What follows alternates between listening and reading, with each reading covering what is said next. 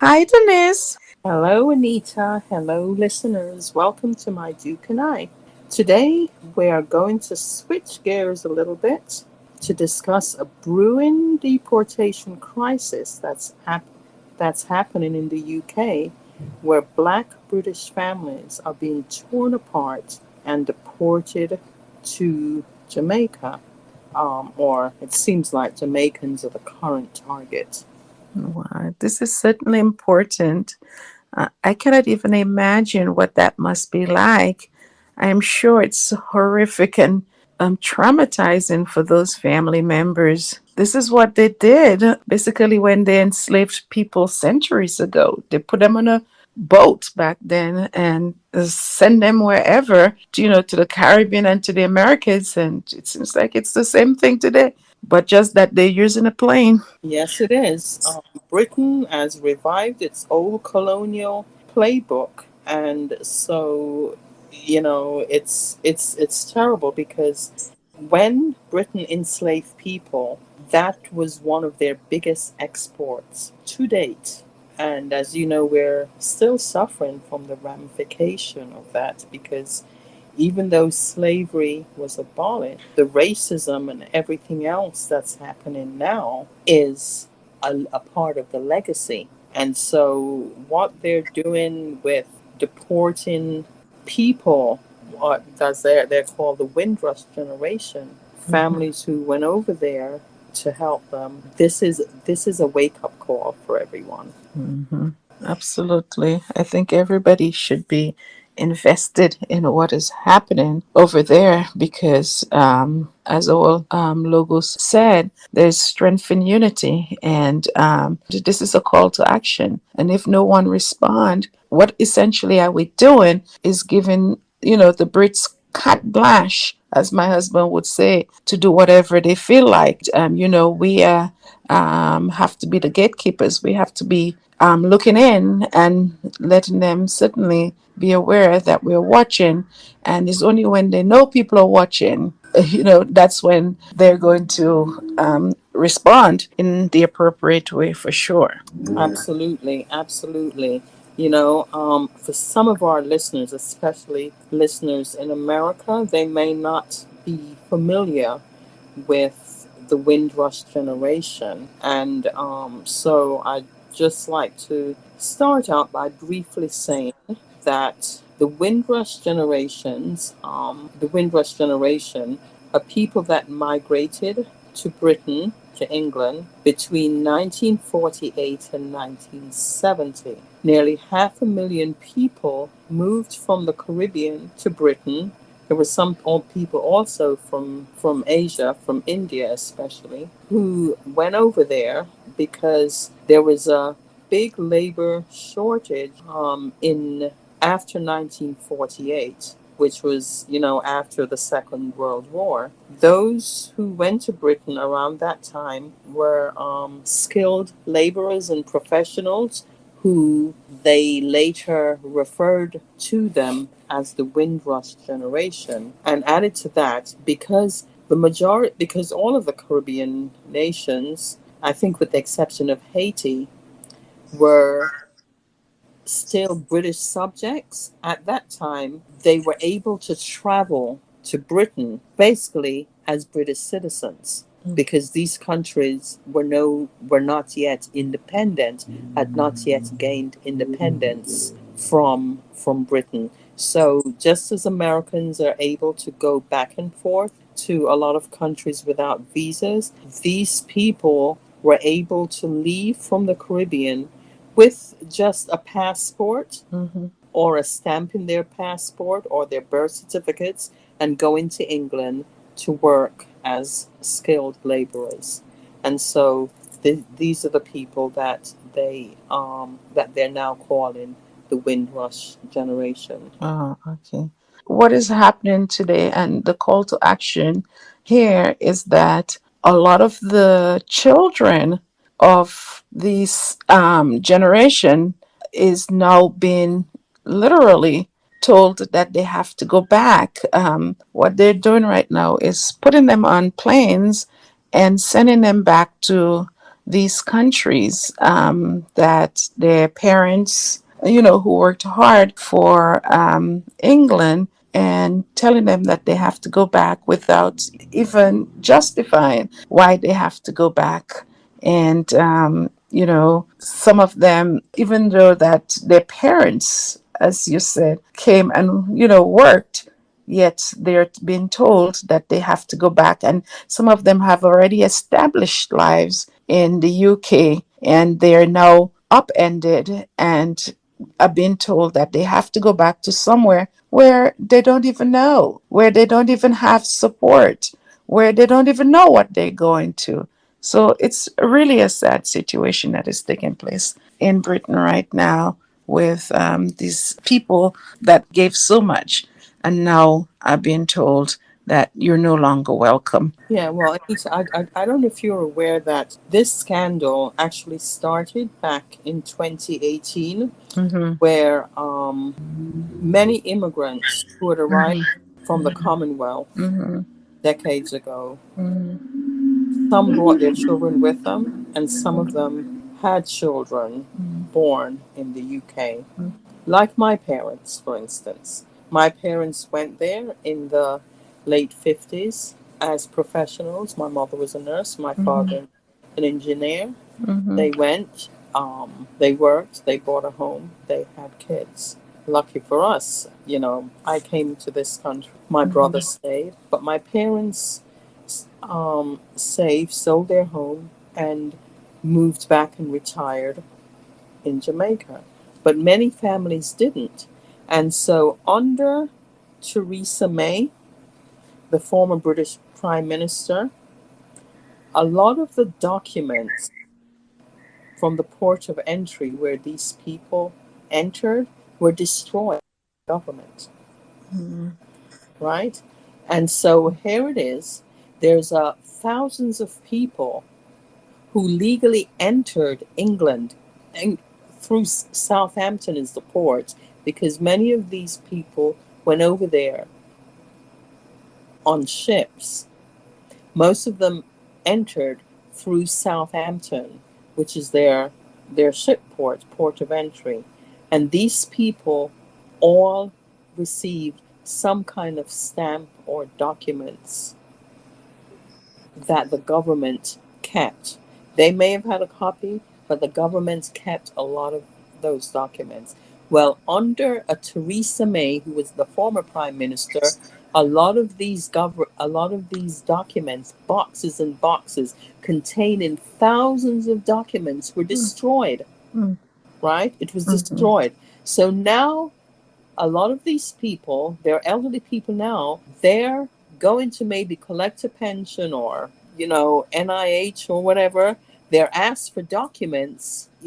These people are saying, well, I'm English, I'm British, but they have no documents to prove it, because technically they weren't born there. They were born in Jamaica, right? Or Trinidad or whatever country they migrated from. But they were born at a time when these islands were still under the British flag before they Mm-hmm. became independent. So technically they were all British subjects. And so later on, because these documents Mm-hmm. were destroyed, they have nothing to show, nothing to prove that they entered England legally to Mm-hmm. work and to help build a country. And so the children that they either took over there or children that were born there are now being declared illegal immigrants by Britain. Wow, this is crazy. Oh my. I just cannot imagine what these people are going through, You're at a particular age where you should be able to relax and not have to worry about, your day to day because you have spent your whole life working, and now that you're due for your pension or you may have a medical issue, and all of a sudden you're being told that you cannot get that pension or you cannot get the medical help that you need because you do not have the paperwork to prove that you came here or you have even worked here. And it's really sad. I want to just talk about a story that I saw of this elderly man. I think he was about 70 years, and he is suffering from, I think it was cancer that he's suffering from. And he's been told that he has to go back. And what is he going back to? You know, he's not going back with the pension or what he has put into his retirement, or even I don't know exactly how the system works. But I know here, when you work in the United States, the money that you make, there's a certain amount that is taken out for certain things, like Medicare and so on. I don't know what the system is for over there, and I'm sure there is some type of system. And to be told that we're sending you back and we're giving you nothing and you have to go and fend for yourself, and it's literally a death sentence, if you ask me.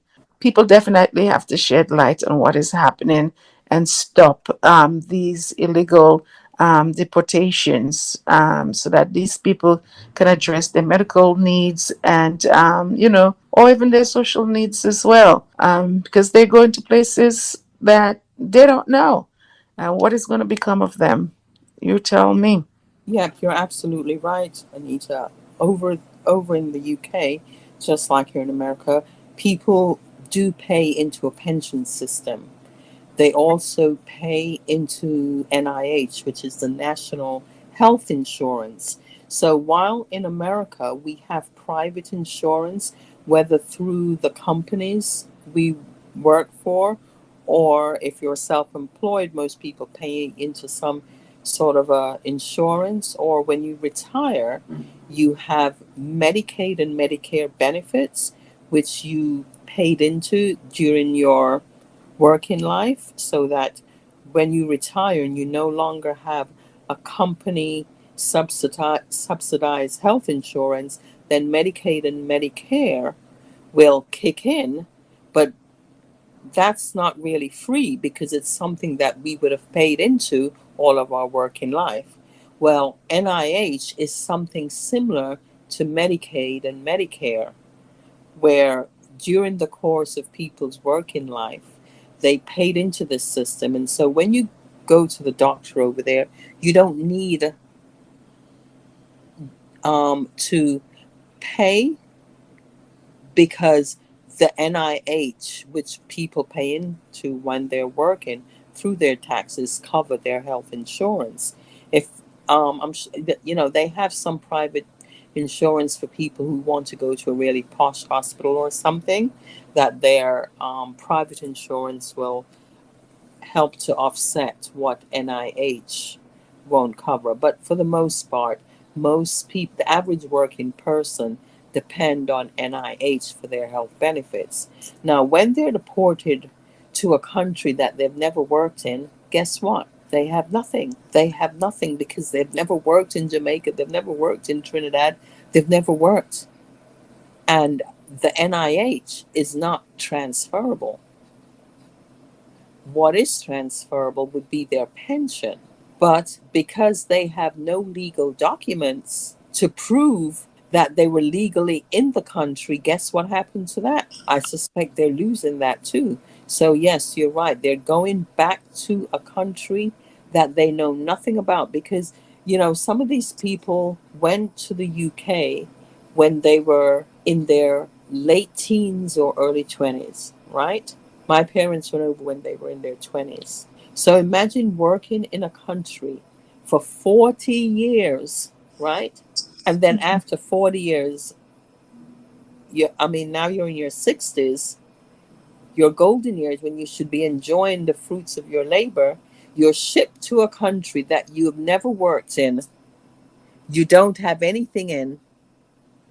They put you on a plane with maybe one little suitcase in your hand, and you're now left to become a burden to the country that they're shipping you to, Hmm. or you become a homeless beggar on the street. Hmm. Wow. This is definitely unfair. I could not ever imagine that happening to me. And if I wouldn't want it for myself, I certainly don't want it for anybody else. So there must be something that we can do to help and to stop what is going on in Britain.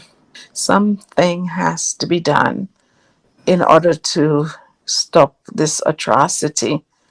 Well, I heard one story that was really so sad that um, a gentleman who grew up there, had his family there and everything, was being torn from his family, shipped over to Jamaica. And what they do, they put them in a holding cell. And the most inhumane treatment. Men are being sexually assaulted in prison. Mm, Imagine that. They're ripped out of the arms of their family and they're being assaulted and mistreated. And people are now committing suicide. People are hanging themselves mm, because the thought of going to a place that they know nothing about, they don't know what's going to become of them, they're saying, you know what, I'd rather die. mm, And so they're committing suicide. And so it's a tragedy, it's a crisis that's brewing. And what is sad that these men, it's especially men that they're taken away from their families, they're ripping them away from their families. We've seen this, well, we've heard of this playbook before, because back in the days of slavery, that's what they did. This is how they broke up black families. They took the men and packed them like sardines in the bowels of ships and sent them across the Atlantic. And like you said at the beginning, they're not doing it in ships now, they're doing it in planes, right? mhm, But the same difference, because these people, for some of them are old, some of them, as another story I read, this person was taken there as a 7-year-old boy. He's in his mid 30s now with a family of his own. He's never known another country. And now you're taking a man away from his family. This man has been working. He was maybe stopped for a speeding ticket. And from that speeding ticket, he wasn't able to show whatever documents that were asked for, or they kicked his door down and said, you know what, we're putting you in a holding cell, we're deporting you. mm. This is just so inhumane and wrong. Absolutely. The fact that we're talking about it, hopefully other people will be talking about it, and hopefully there'll be some type of action taken to stop these illegal deportations and make people accountable for, destroying these documents or purposely destroying these documents so that one, they can get rid of these people and not have to pay them um, their pension or provide medical assistance to them. So definitely something has to be done. And the UK either have to give these people due process, find their paperwork wherever they've put it, so that these people don't have to go through what they're going through and having to go back to places where, as you said, they don't know, or you don't even have something to fall back on. You don't even have your family members there because some of their family members are in the UK itself, you Exactly. know. So to take these family and rip them apart, and we've seen, as you said, we've seen it time and time again, that when you take the head of the household, the breadwinner of the family, what you're sending these people to destitution. You could see here in the United States too, as an example, we see a lot of people are raising families by themselves. And we know the difficulty and the hardship that is involved with that. And at most times, you could see the negative outcomes.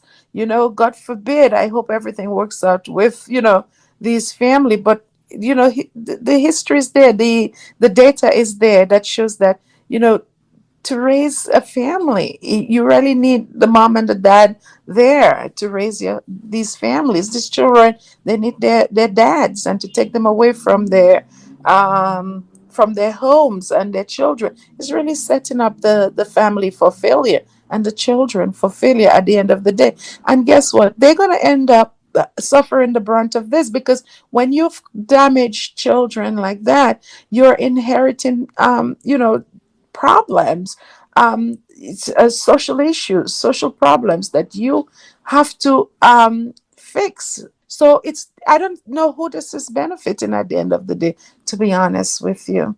Well, the UK government certainly don't want to be bothered. And personally, my personal opinion, what they're trying to do, they're trying to create an Aryan race nation over there because they believe that British people should be all white, Mm, right? And so they're starting out with, Jamaicans and people from the Caribbean, but their ultimate goal is to have Britain white again. Because even if you're dark skin over there, and you tell the first thing someone will ask you, and I know even Prince Charles has done this, he'll say to someone, or he said to someone, "So where are you from?" And the person said, "Oh, I'm from Birmingham." "No, I mean, where are you from?" The young lady said, "Well, I'm from Birmingham." "No, mm, no, no. I mean, where are you really from?" mm, Now this person was born and raised in Birmingham, and she kept repeating that she was from Birmingham, and he didn't want to take her word for it. And that is very typical over there. mm, We were born in Fulham. And so if somebody would say, "So where are you from?" "Oh, I'm Fulham." "Oh, I mean, where are you from?" mm, "Fulham." "Go to Fulham Hospital and you will see a record of my birth." But this is it. Unless you're white, you have to repeat where you're from over and over and over again for it to mm, register that, yes, someone that looks like me is actually British, mm. born and raised there. Yeah. And so this is a pro this so it is a problem. It's a racial problem that up until now they did not want to have not want to acknowledge, because the first thing they'll say, "Oh, we're not racist." But yes, they're racist. And one of the things that's happened over the years, there people from, say, Africa or even India are easily identified because of their names, right? So, say, for instance, if somebody by the name of Ojali applied for a job, Mm-hmm. they can deny them that job based on their name, Wow. right? But if someone, say, by the name of Smith or Johnson or Carpenter, applied for a job, well, those are very British sounding names, right? Mm-hmm. So you will get an invitation to come in for an interview, and everything is fine. Even a telephone interview can seem to go right, really well, Mm-hmm. until you show up at the door and they see that, oh, you're Miss Smith, or you're Mr. Smith. Oh, yes. And they'll give you a strange look. Well, you're not quite what we were expecting. Mm-hmm. "Oh, you mean my skin is black and this is not who you're expecting? On the phone you thought I was a white person?" And so this, I mean, but this has been going on forever, but people were not paying attention. The same thing with the GCE exams, Mm-hmm. right? When a student take the exams over there, which is like the LSAT in this country, Mm-hmm. children are failed based on their last names, and in some cases first names. Mm-hmm. Because if you're Middle Eastern, Asian, or African, they can tell by your name that you are not of British origins. But if you're from the Caribbean, it's more difficult for them to tell, Mm-hmm. because your Christian name and your surname, could sound very British. Mm-hmm. And I don't know if things have changed, but for a long time in application, they didn't ask you if you were black, white, Spanish, or other. Mm-hmm. That it could, things may have changed now. They may now put that on the application, but for a long time, that was not on the application Mm-hmm. because, so they just used to discriminate and weed people out based Mm-hmm. on their first name and their last Mm-hmm. name. Mm-hmm. Mm-hmm. Wow. This is incredible. Certainly incredible. We definitely have to make sure that people are aware of what is happening. And that's the reason why we have, this podcast and to shine a light on things that are happening in this world that needs to be changed.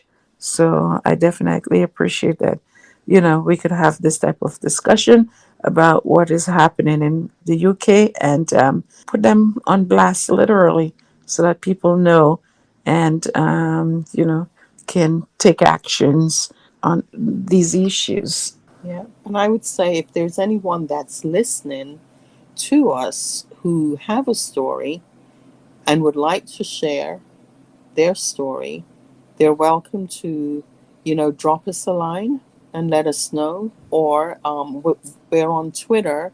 They can send my Duke and I a DM message, or on YouTube, just drop us a comment or and let us know that you would like to share your story, and we will, give you the mic so that you can share the story. Because, when I was growing up, my parents used to say evil lurks in the dark and it operates in the dark. But once it comes to light, Mm-hmm. then change happens. Exactly. So, Mm-hmm. yeah, so what we're doing now, even though we live here in the US, we Mm-hmm. do empathize with our brothers and sisters over there in the UK. Mm-hmm. And yes, America has its shares of problems, Mm-hmm. continue to have its shares of problems, but we're able to talk about it, we're able to deal with it. And yes, we're so striving to be a more perfect union, which Mm-hmm. we're not, but we're Mm-hmm. striving. And when we see these things, we're able to talk about it, and we have civil rights organizations that Mm-hmm. can help this fight. Mm-hmm. But in some ways, I feel really bad for, people in Britain, because often even the very system is against them.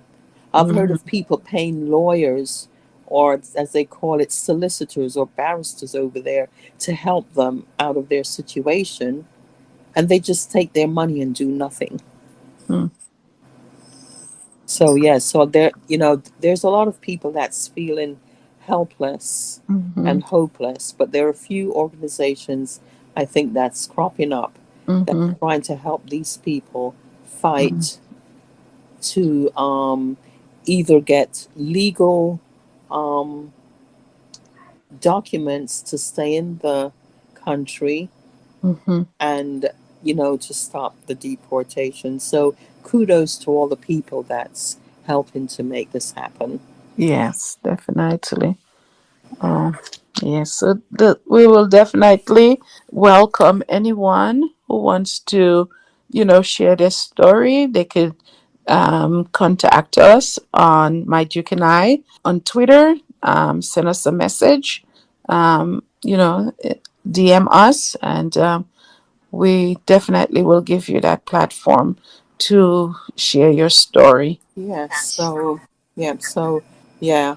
We'll continue to pray. I know there's a deportation flight that's supposed to be heading out of the UK to Jamaica, I think on May 18th, Wednesday, May 18th. So I pray that that flight will be blocked. And if Mr. Holiness, Prime Minister Andrew Holiness is listening, we're asking you to turn that flight back. Do not let it land in Jamaica. Absolutely.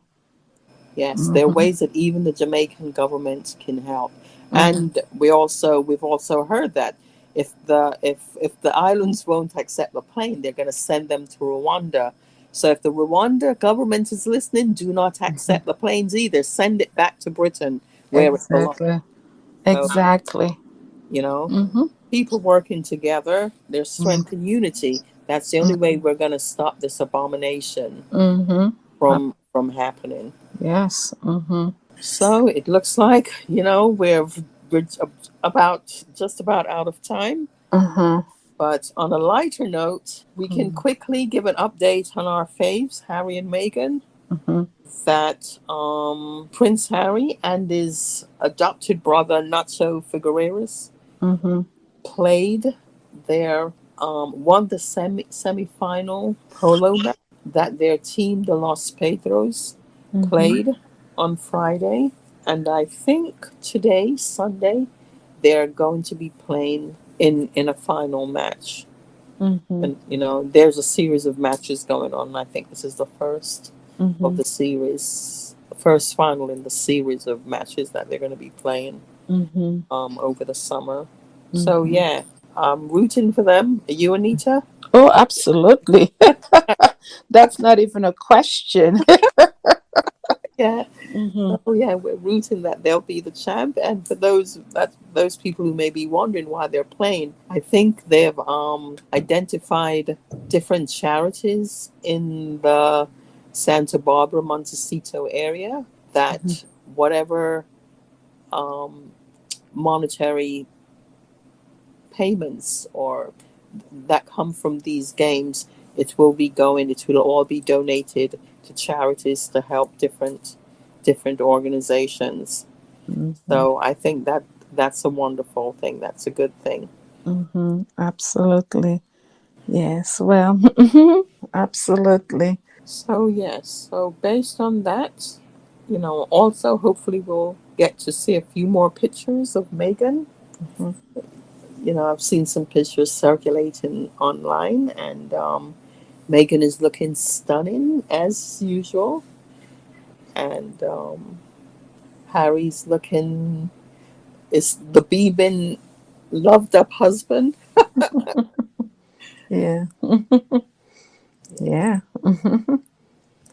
Love is in the air. Yeah, love is definitely there. They're looking like loved up teenagers, so that's a good thing. That's Yes. Yeah.